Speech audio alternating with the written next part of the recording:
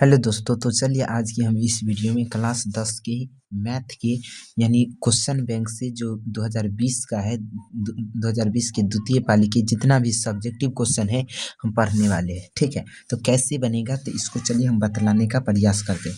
यहाँ पर लिखा हुआ है 5 cos स्क्वायर 60 डिग्री प्लस में 4 sec स्क्वायर 30 डिग्री माइनस में 3 tan स्क्वायर 45 डिग्री बट्टा में लिखा हुआ है साइन स्क्वायर 30 डिग्री प्लस में कॉस स्क्वायर 30 डिग्री। तो इसको हम कैसे ज्ञात इसको बनाएंगे।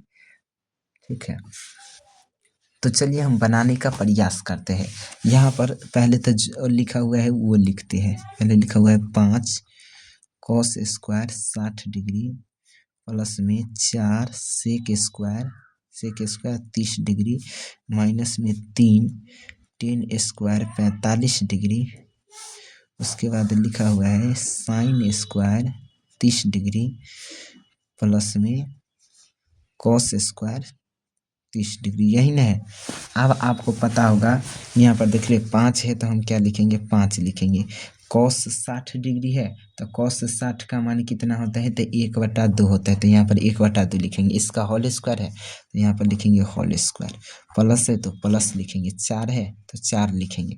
उसके बाद लिखा हुआ है सेक स्क्वायर 30 डिग्री, तो सेक का मान कितना है तो यहाँ पर देख लीजिए सेक 30 डिग्री का मान कितना होता है तो सेक 30 डिग्री का मान होता है 2/√3। ठीक है, इसका होल स्क्वायर है तो हम होल स्क्वायर कर देंगे, माइनस है तो माइनस देंगे, 3 है तो 3 देंगे।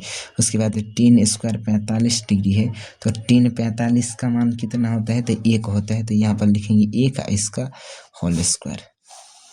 बट्टा में देखिए लिखा हुआ है साइन स्क्वायर 30 डिग्री, तो साइन 30 का मान कितना होता है 1/2 होता है, तो 1/2 लिखेंगे। इसका स्क्वायर है तो स्क्वायर लिखेंगे, प्लस है तो प्लस। उसके बाद लिखा हुआ है कॉस स्क्वायर 30 डिग्री, तो यहाँ पर क्या लिखेंगे कॉस 30 का मान कितना होता है तो कॉस 30 का मान होता है √3 उसके बाद 2। तो इसका हम क्या करेंगे होल स्क्वायर है तो होल स्क्वायर कर देंगे। ठीक है, उसके बाद यहाँ पर देख लीजिए 5 है तो हम क्या लिखते हैं 5 लिखेंगे। 1 का स्क्वायर करते 1 और 2 का स्क्वायर करते तो 4 हो जाएगा, प्लस है तो प्लस।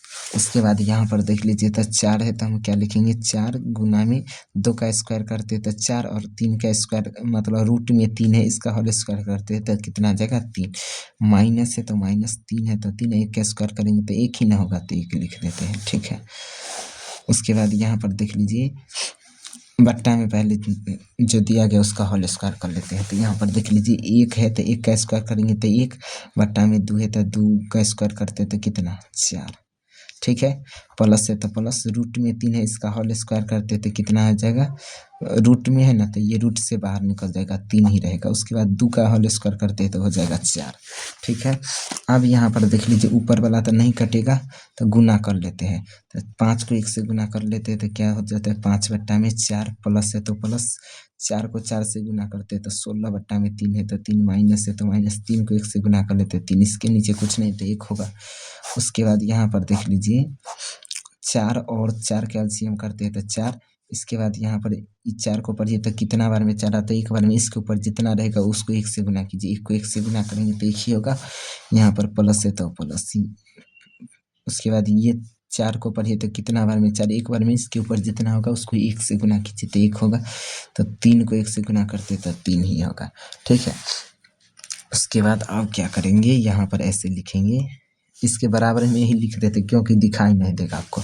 ठीक है, तो यहाँ पर लिख देते नीचे वाला का हम एलसीएम करते हैं तो 4, 3, 1 का एलसीएम करते हैं तो आ जाएगा 12।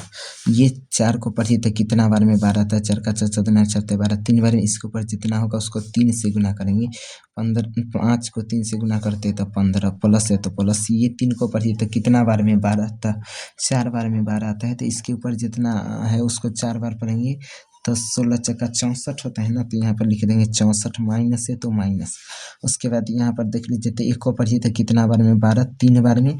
तो इसके ऊपर जितना रहेगा उसको 3 से गुना करेंगे ना, तो यहाँ पर कितना है 3 है तो 3 को 12 से गुना करेंगे तो कितना आ जाएगा 12 तिया 36। ठीक है, और नीचा में लिखा हुआ है 3 में 1 जोड़ेंगे तो 4 और फिर उसके बाद 4 है तो 4।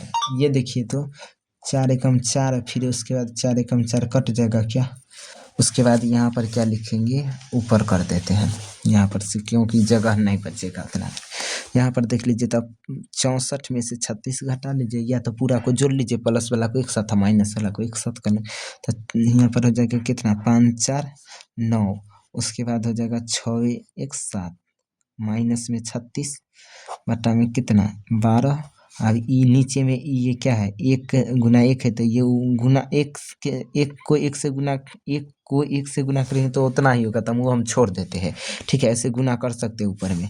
ठीक है, तो यहाँ पर देख लीजिए तो कितना है, 79 है। 79 में से 36 घटाते तो कितना आ जाएगा, तो यहाँ पर हो जाएगा 9 में से 6 गया तो 3।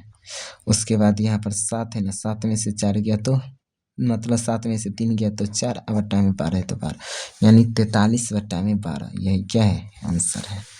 कोई दिक्कत है?